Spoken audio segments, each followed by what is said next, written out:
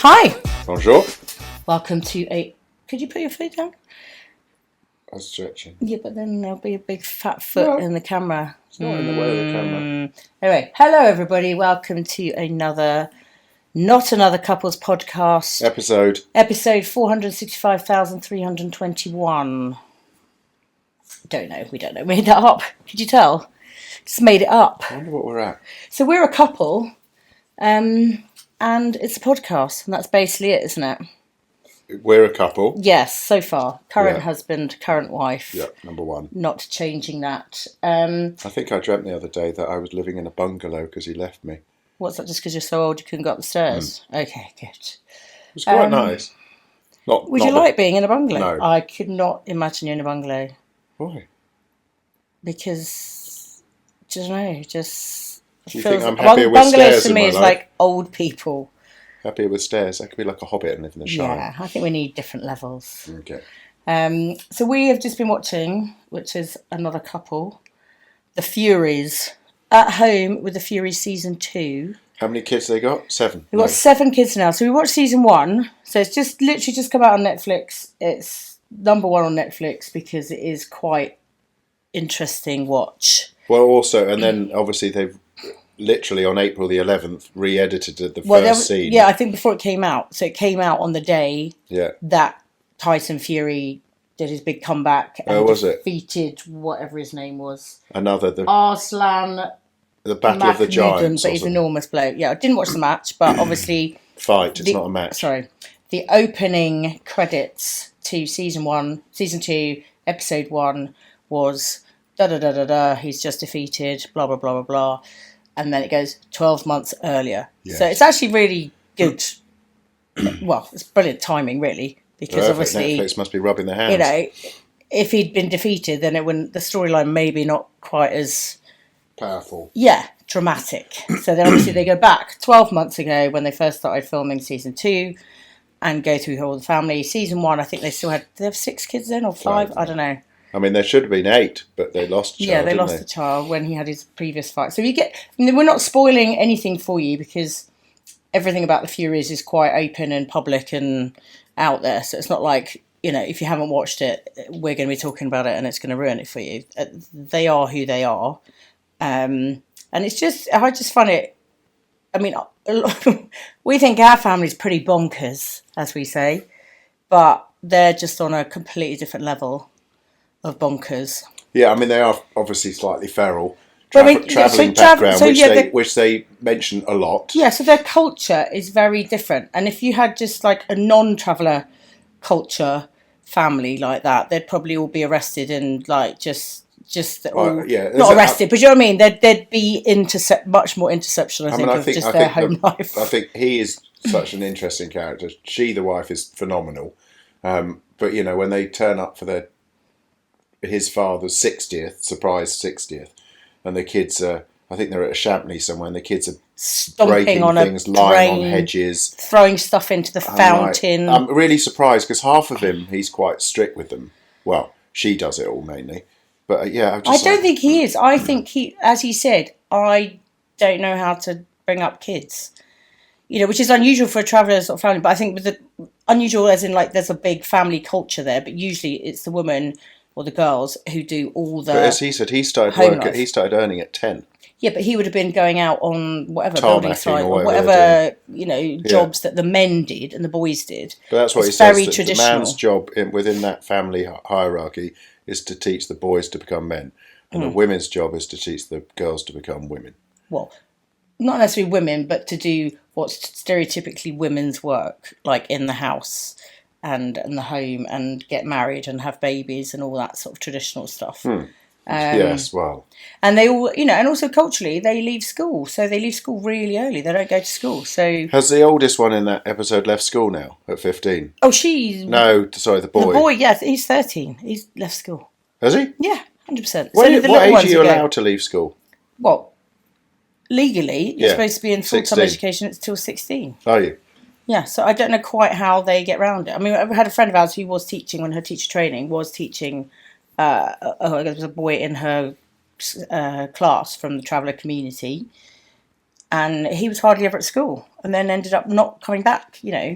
So at 16, well, no, at 16, EasyJet, you're full adult, aren't you? Anything over 16. Yes, I don't quite know the loopholes, Love obviously, that Charge their you full communities rates. have, because because of understanding the regular traveller community obviously do live in caravans and But do you remember the stuff. back But of... he's sort of still part of that culture, but obviously he's living in a multi-million-pound mansion in Morecambe. in Morecambe, so which he's lived forever, and very close knit still with his dad. I think in the series season 1, there was a bit more friction between him and the dad. Well, I think that's coming.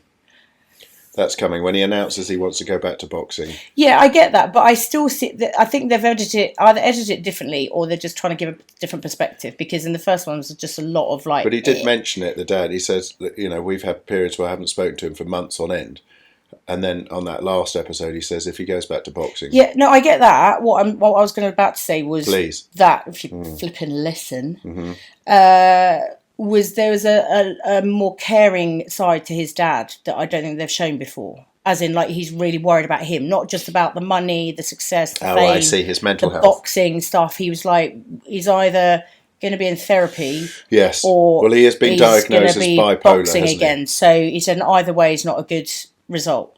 Yeah. So for me, it was more like, and also and also then the mutual respect. There's a bit of mutual respect back from Tyson, I think, to his dad a bit. I think whether he's just grown up a bit or not, I don't know.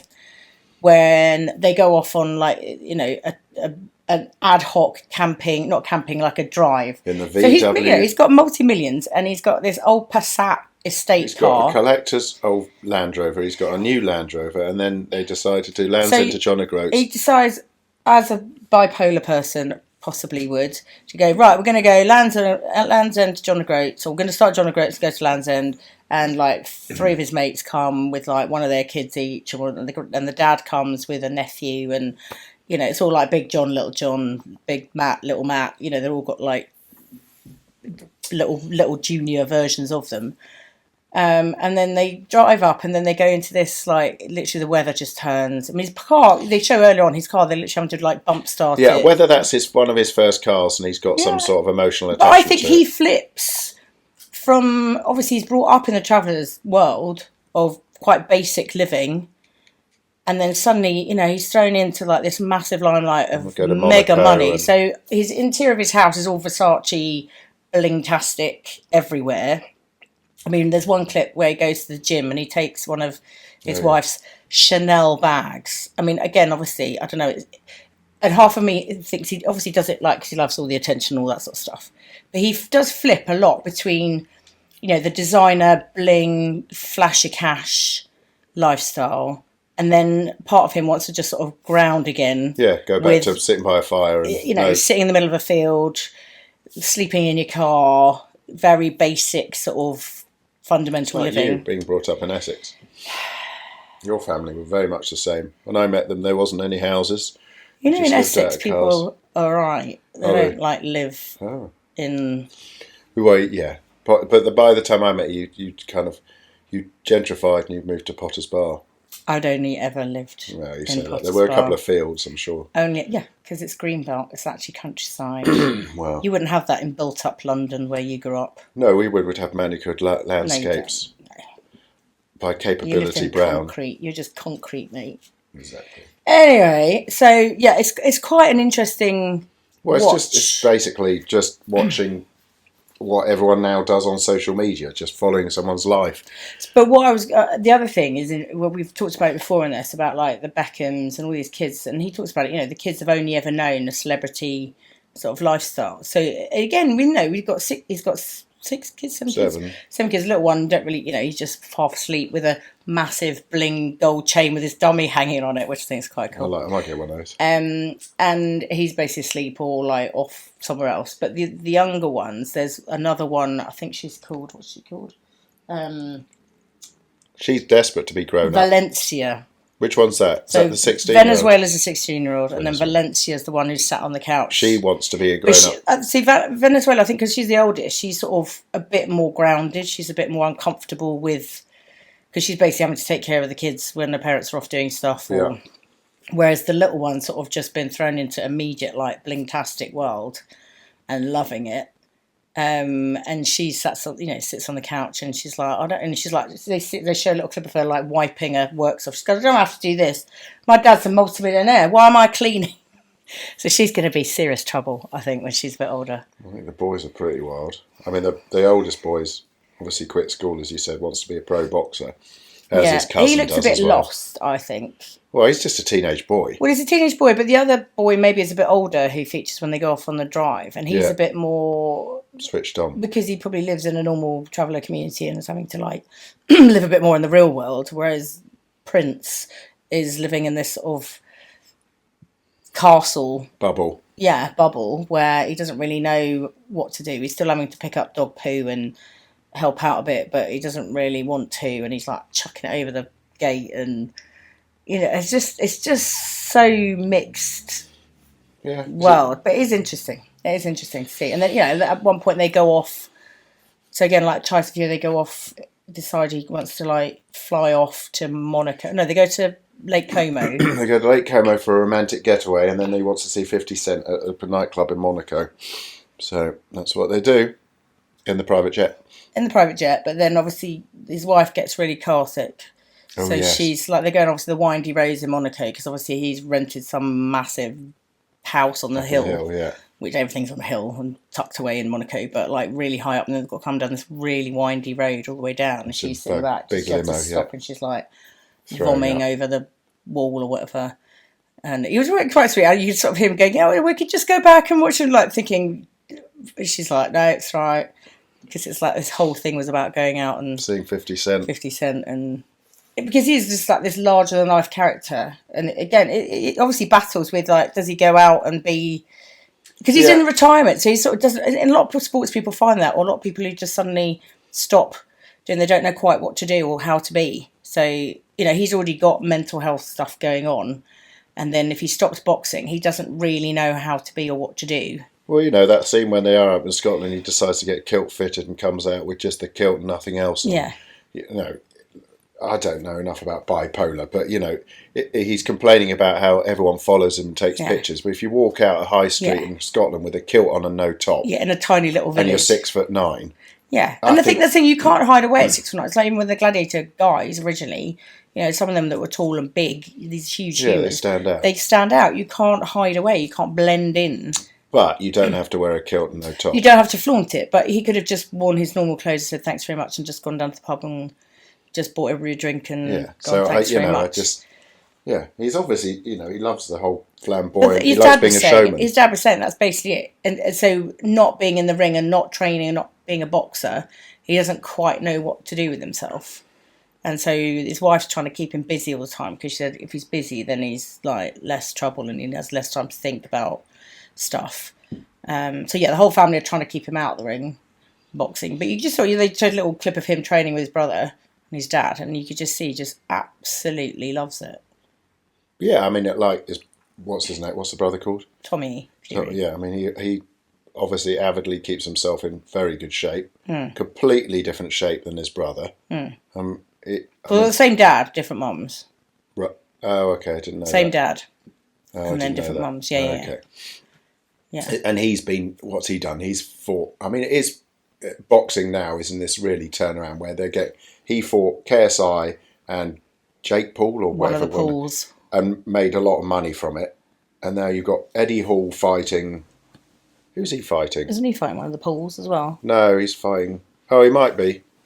Suddenly boxing's become this kind of, it's just all, I don't know, it's all social media. I feel sorry for boxers who've spent years and years and years. It's become entertainment now rather than just sport. So they're bringing in entertainers because they're the draw. I mean, you could think it's no different to like back in the old days when they put us into panto. A lot of because we were big on TV and we brought people in. But you're already entertainers. We're already entertained, but so are the boxers. But none of us. Sportsmen. Yeah, but none of us were. They're sportsmen first. They're not entertainers. They're sportsmen. No. The guys who are coming in, they're entertainers. Who? KSI and. What I'm saying is, none of us. We're doing an entertainment show, but most of us, 99% of us on the show, have come from a sports background. None of us have come But from not being professional- theatre but not singers, professional sports actors, background. dancing, whatever. No one was a professional sportsman, like paid career. No. What I'm trying to say is that the people, the other actors in Panto, there was still that resentment of like, well, Wait a why? minute. I've been in EastEnders for 25 years. Yeah, I'm a and trained thespian, actor, Lesbian. all that stuff, and you've these rocked people are up. coming in. You're getting all the highlight. You're getting the bigger paycheck, but we're bringing the people in. So that's the difference. And so it's no different. That was obviously that's what Panto has done forever and ever and ever. I'm sure once TV and celebrity sort of became a thing. But I suppose a lot of TV, you know, they've all done, if they're actors or big actors, they've all done stage school probably or something. Well, it's like that when you beforehand. watch, what's it called, Strictly, and you realise that, you know, some of the best guys and women, you're like, oh, well, actually, they went to stage school and they've learned dance. And so there's a slightly unfair advantage compared to, I don't know, what's her name, Anne Widdecombe. Yeah, But, you know, it's like... But that's just how that's everything's life. evolved. Suzie, that's life. That's life. It's evolved because, you know, social media influencer, whether you love it or hate it, that's the route. And a lot of people, you know, podcasting, YouTubing, But I mean, there's stuff that people are making loads of money. Who did Joshua fight? One of the Pauls. And remember the X-ray of his jaw? I mean, completely smashed his jaw. I mean, there is whether, you know, Tyson Fury is technically a very good boxer, and he's now trying to fight. So he's mostly now lined up a big paycheck to fight Joshua. Yeah. And but I think who's Eddie Hall fighting? But they used to do the blue collar stuff, didn't they? Where you'd get city boys coming. So why don't they segregate it and not have like Eddie But it's Hall not class. It's not classed as a professional fight. No, they're not. They're not fighting for belts. They're not fighting for any titles. Weight division. Yeah. This is just entertainment. Yeah. But and big paychecks. Yeah, and I guess at the end of the day, if people want to pay and watch, it's like when, you know, people watch TV and complain and write in and complain. Just fucking turn it off. If you don't like it, change the channel. I don't get that. And it's the same if you're complaining about everyone, how does KSI and all these Jake Paul, whoever well, don't watch it and don't pay for the subscription. Yeah, it's not your thing. Yeah, if people want to watch it, then I guess that's what it comes down to. Ginger people in the ring. Well, it's like you're back to your OnlyFans account. Yes. I mean, you know, me and Michael Heseltine fighting in a ring, toe wrestling. You can do that. What is your obsession, with Michael Heseltine? He's ginger. Michael Heseltine? He wasn't. Yes, he was. No, he wasn't. Yeah, he used to die. I don't say wasn't. He's probably still around. He's got like that slick. Yes, but he was gingery. No. Yes, he was. Okay, the bloke You're thinking from of Michael Barry. Who? No. Oh no, he's a doctor. Who's the bloke from Harry Potter? Ron Weasley. Ron Weasley. Yeah, there we go. That's what she did. Ron we can Weasley. take more pain, gingers. You should set that up. What? Ginger bouts. Yeah, we just don't. We don't go Only until gingers. someone dies. Well, only gingers. Yes. Ginger Wars. Why is that good? Ginger Wars, because it's a good name. Ginger Wars. Is it? Just put gingers in the ring. Fight to the death. Okay. Last ginger standing. Yes. Come on. That's got to be a show.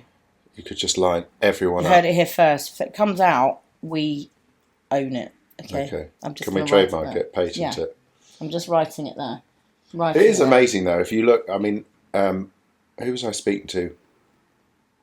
You know, the mum and dad's generation. Obviously, dad's 93, but mum is whatever 80 something, and they would never watch stuff like that. They just find that very bizarre. Watch what? Like the Home reality series. TV stuff. You know, they wouldn't watch Big Brother. They wouldn't watch. I know that's gone and past now, but they find it like almost like voyeurism. They don't get it. They don't get why would you want to watch? Yeah, I don't get the Furies fascinate me because I don't really understand the characters. Yeah, big characters, big personalities, and they don't really follow the normal. You know what I mean? Society rules because definitely don't. They've come from that travelling culture where that isn't a thing. So that's more interesting culturally for me to watch, just to see the extremes basically of life. So you got mates living in a caravan in a field, and then he's like in this mega mansion with Versace everywhere. Do you think the sales of VW Passats have gone up again? No, because it wasn't working. Oh, yeah. And then he also stopped at the petrol station, managed to get out and lock the keys in the car because it was obviously a dodgy lock anyway. and he got out of the petrol station but left the keys in the ignition. No, the old cars. Do you remember if you And left his the keys dad- in, the car would automatically lock? I remember mine doing that. Yeah, once. but when you take your keys out, because the old petrol things, you had to turn with a key to open anyway. Oh, not that old. There was a period where they started, but the original ones you just turn. Yeah, but what I'm saying, That so it's just would be- you just take it out, and obviously you left it in, doors shut, and then they couldn't get back in. So My it was Honda Civic did that. whole thing trying to get it out. Obviously they broke in. So, but yeah, there's a lot of his dad's just rolling his eyes constantly, going, "What the hell?" Father-son relationships. Yeah, we'll see. And there's a few things I've seen, obviously, ahead that they keep promoting what's going to happen. Obviously, we know he doesn't fight, so that's inevitable. But I mean, he's an amazing shape. He's so bizarre. When you watched him in the ring with his brother, and they weren't doing any headshots, you know, he's 6'9", and obviously he said he's like a stone heavier than he was when he was fighting last. But he doesn't look like a boxer. He's just sort of this tall, long, and then he's got this sort of like massive tire love handles, round bit in the middle of his body, and he just doesn't look. But he's just like you say, he's just got that DNA of. I just think he's toughness. Yeah, I think he can just be hit. He has this resilience. But Flynn was pointing out Tommy Fury as well also has like really long arms. He's got So long legs, short body, and long arms. So yes, when we were away last week, we stayed in this beautiful place in Rheims, and you don't say it it's like France. Yeah, exactly. Thank you. Very bizarre. Very good. And we were It staying. sounds like France. That's how you know how to say it. Rheims. France. No, you don't say France. Very good. I didn't know you were fluent. We Just stayed in not this word. lovely apartment, didn't we? Yes. Overlooking the cathedral. Very nice. Notre Dame Cathedral, not the Notre Dame In of France. Paris. Bless you.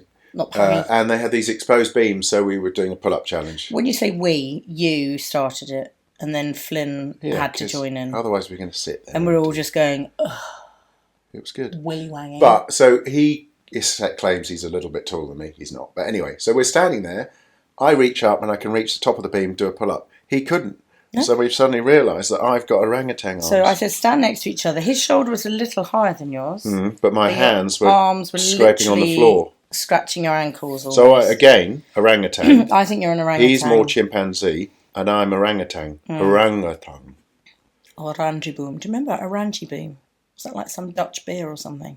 Just remember that word. I saw something the other day. A guy that looked after and released. Sorry, no, it's my back slip. What are they called? Orangutans. Yes. But then one of the males just decided that he would be his bitch. Oh, yes, I saw that. Fucking hell. It was scary They're as so hell. strong. So strong. And it was just holding him. Yeah. Like For about 3 hours. Yes. He was stuck there. He looked so distressed. And the guys were like, just stay. And we're like... Because he tried to fight it once, didn't he? He tried to get out, and he was like, and they were like, don't. And this orangutan just looked so nonchalant, just literally choking him out. So that's what I'm going for. I'm going for orangutan strength. Orangutan I wouldn't want to fight an orangutan. I like them a lot, so I wouldn't want to fight them. Sure. Yeah, I'd fight a honey badger. Oh no, you wouldn't. You wouldn't. We've got Lucinda. She's called honey badger. I think wild animals generally are quite on our heart tricky. rate belts at the gym. We've got Wolverine. We've got honey badger. Obviously me, Freckle. You'll just see. We've got Twitcher. We've got Regina. Italian Queen. We've got Nora Batty. Winston. Winnie. What's Dougie? Skunk. Yeah. Really? What would be your I don't know. You power gave me animal? that. You said I'm it going to up. change yours. What should you be? Well, my photo. I don't know. I'm doing that. My photo icon is Edna from The Incredibles. Okay, I might change you to Edna. Edna, because when I first had a fringe done and I was wearing my big glasses, I came in and my dark hair. Flynn said, "Are you going to tell everyone your big news about your hair colour?" No, that's a major A secret. reveal. Okay, cut that. Major reveal. You can't see that. Cut that. This is my old hair. Oh, Who knows? It's not happening this week. It'll be next week, maybe. While I'm away. So Mark's going away next week, leaving us. I am. I've actually made So a he's decision just come back in from life. skiing, I know. and then he's off So home for a every week year- and then back again. Every year I get invited to go ski touring in Norway, and every year I say no because I've just been skiing and I've got work. And I suddenly went, you know what? If I don't do it, I'll never do it. And so I've got a good mate Did you go, who's my "Just northern do it"? brother. Yeah, I just thought, you know He's what? another ginger. You have to see if Barry's got really long arms as well. Maybe it's a ginger gene. And do I fight him to the death? I won't fight him to the death while up in a mountain because then I won't know what to do. No, because you need him to survival. Yeah, and he's had a very near-death experience, so that wouldn't be very nice. Actually, yeah, he could mostly take himself right to the edge. Yeah, I don't think he should do that. Okay. Maybe just check arm length. Do that first, okay. There's going to be a lot of challenges in the chalet or whatever we're staying in, hut. So you're going off ski touring across Norway. Up to Tromsø, flying to Oslo, and then fly up to Tromsø. Is that how to speak? I don't know. It's a bit like... Thank you. So yes, it would be nice. I can do it because I can roll my R's. Oh yes, I can't. You can't. But it'll be very interesting. I've always wanted to ski from the top of a fjord all the way. No, top of a mountain down into the fjord. So that'd be pretty cool. I just got to keep up with Sophie and the brother-in-law, who's as fit as a fiddle, and Aideen, I imagine. People who basically live in the mountains. Do a lot of ultras. A lot of ultras. Like 3 endurance athletes. And some friends are there. So it'd be nice. It'd be very different. Very different. But I do think will they have enough food for you? Then? Yeah, I've got to. I'm going to print out the kit list. Because that is my only today concern. And Thursday I've got to put... Because they can survive on a lot less food than you. I've got to get a probe, anal probe. Oh, sorry, avalanche probe. I could get an anal probe. Why didn't you get one when we were in... I've got it. Oh, okay. I've got my... Of course. Why wouldn't you have an avalanche probe? Anal probe. An anal probe. You got my shovel. Got my... What's it called? What's that song? Got my dun. That's what you sound like. I'm going to sing that. I'm going to get that playing. You should. There should be a song of the week as well. Got my shovel. What do we have? What was our song of the week? Barry White. Nice. My first, my last, my everything. That was Walrus. our drive up. I said it right. Walrus. Walrus. Of love. It was good. Yeah. And then Libby didn't know who Stevie Wonder was. Honestly, I'm very surprised actually because her parents are quite arty-farty. ultra. Would you like a rose? Yes, please. I've got 3 roses here for the people listening at home. They are very high quality plastic. And I went to watch the Women's Six Nations on Saturday to Gamba with a group of other... Why are you smelling it? It's plastic rose. No, you can get them with fragrance. Well, these aren't. I said they're very high quality. Well, actually, look very good, actually. Yeah, they're quite long. I didn't expect... 75,000, did you say? 77,129. That is phenomenal. It's 77,100 something. But Twickenham is bollocks. Like, yes. Someone needs to redesign it. More toilets. Do something. Do you know what? Actually, first time ever, I've never been on that very top level. Mm-hmm. We were on that very top level. Which actually, the view is amazing. As long as you don't get vertigo. Yeah, it's quite... As you're going up, there's about 6 flights of stairs. And some of the girls, because it's not a massive walkway round as you're turning to go up the next flight... Some of the girls were like, oh, just not going to look down, not going to look down, not going to look down. And then when you sort of get there, it's quite, it's not too steep, it's quite nice. And it actually feels like there's more space up there because there's less seating. Right. Not in a big block where you feel a bit rammed in. Right. And obviously you're near the sky, so you feel like you've got a bit more space. You know, you're not sort of cooped up. And the view was great. Atmosphere probably less so up there because there is less people. Well, there was less people up there. So bless Tasha who bought tickets. She got them up there because she's trying to keep it she didn't realise the tickets were all the same price, I think. Throughout the whole stadium? Well, I imagine there's like, a hospitality and probably special seating, but like the majority of the seats I think were about 30, 40 quid. Which is a lot better than the men's game. Yeah.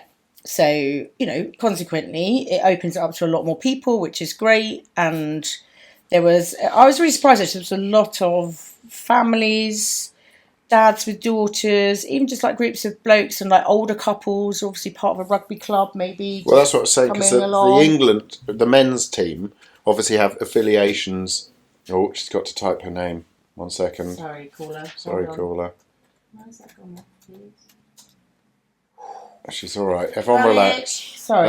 So the men's team, they have affiliations to all the RFU clubs, and then they offer tickets. I just wonder if they do for women's. I just thought it was really nice because obviously it's a bit like the big game. They put on a lot of, the crowds were massive, as the women's team arrived and cheering them, and then they stayed. Some players came out, people were there for like 2 hours after the end of the match. They all came out and signed stuff, and then the local pub, the Cabbage Patch, did a whole big Magic Meg Jones, the captain. She had her own sort of party. And I thought it was just using her name and promoting she turned it. up? Yeah, she was there. Some of the other players were there. They're all. I mean, we didn't go there because it was absolutely rammed. But they had a whole entertainment night going on. There was another big Guinness were hosting one somewhere else, and there was just loads of really cool after party stuff set up as well. But just a really friendly. There was no aggro.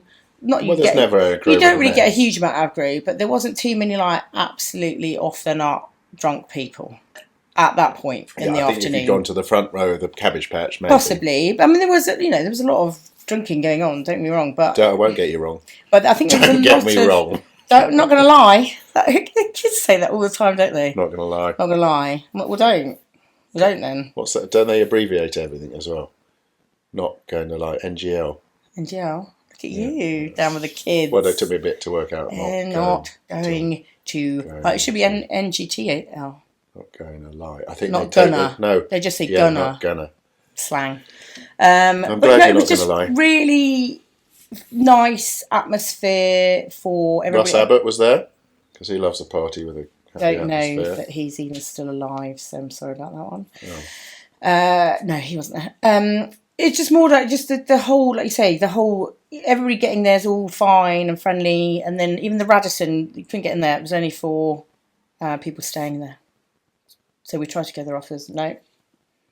I do. I mean, that Twickenham. And you just have to sort of do a different mindset. And actually, I don't know why. For some reason, I think because I was with a group of women and we're all just sort of trying to keep track of everybody. Yeah. You just sort of go with it, and then we tried to. And then we sort of veered off and went to Twickenham Green, away from the masses, and found a little pub. They had a little outdoor bit. We just sat on the table, had a drink, chilled out, and then by the time we left, everybody had sort of dispersed. But I do think there must be a way of, when the men's games are on, the queues are ridiculous for the toilets, and everyone's pretty much just using their urinal. But I don't know, and the cost of everything. I find Twickenham. I just think it's so bad. It's so big dated. Stadium. No, not anymore. Look at the Olympic Stadium. It's phenomenal. The design of that. You can get in and out so quickly. So the old client of mine who was involved with all of the development for the Olympics was talking about flows of crowds and how how they've designed places now to segregate crowds in rather than everyone funneling in. Yeah, but see in Twickenham they've got all these different areas, but you all go in the same gate. Yes, that's what I'm saying. It's so archaic, that stadium. I mean, it's a concrete. It's a bit like South Bank. Is it because it's in a more? Well, no, I suppose the Olympic Stadium's out. Obviously, they had a bit more space out. Yeah, there's more space. Yeah, there's a lot more space around. There's not a lot of extra space. They're never going to knock it down. It's iconic, but I do think. I mean, they did it well. So there's 77,000 people, say even 75,000 people leaving pretty much the same time. Yeah. They were stopping people queuing like they did for when they do for the marathons. They stop the roads. Yeah. And they had one queue for people who were going into London and one trains going out of London, because there's only one main station really, unless you walk all the way to Richmond or somewhere else. But the game itself was good. 31-16, wasn't it? Yeah, so it was good, and we had 3 Irish people in front of us, so that was quite funny. Bit of banter. Yeah, well, at the beginning, obviously the national anthem, I do really love the Irish national anthem. Yeah. So I was singing that, and I think they got a bit confused because I had my roses and then was singing the national anthem for England. And then Amber was given a few comments. I think it was a forward pass. She had forward pass because she loves to shout. Yes. Forward pass, and the bloke in front goes, "Yeah, I was going to say that." And then she started cheering when England scored. He's like, "Oh, I'm really confused." I just go, "No, we're just supporting England, but fair play, fair play." But I just like the Irish national anthem. It's way more interesting than ours. Everyone I don't think there's a country in the world that doesn't like Ireland. Ireland doesn't like England, obviously. And there were a couple, wife in opposing teams, England and Ireland. I can't remember their names. So a wife and a husband opposing team? No, because it's a women's game. 2 women, it's married. Well, you can have a wife and a husband watching. Playing! Oh, playing! Playing against each other, playing. I can't remember their names. And apparently Irish... They were both in the World Cup, weren't they? Yeah, and the Irish girl managed to switch the playlist on her wife's phone. So pre-match somehow, obviously, and it was all Irish songs. Very good. Well, that must be quite weird, mustn't it? Yeah. I don't position-wise. I actually should have looked at the names. That before? Just came out to my... What if there's been family members opposition? Brothers, maybe, but not necessarily in countries. I'm trying to think of all the brothers. The only ones would be the Vunipolos, liners, maybe, because one's playing for Italy. Yeah, if the other one gets to play for Australia, well, he has, but I don't think they've crossed over. And then there's a younger brother coming through. He could play for England or somewhere. Anyway, so that's that. So yeah, it's a very good weekend in that respect. Saw some old friends, some new friends, and you're not going to lie, which is good. NGL people. Yeah. Okay, well that's us for this week. Hopefully Mark will be back. We might going to have a guest for next week's pod. Oh. Can't tell you who. Well, I don't know. Well, that's good. Do I? No. Secret guest. Oh, who is it? I'm not going to tell you. Well, give me a code. No.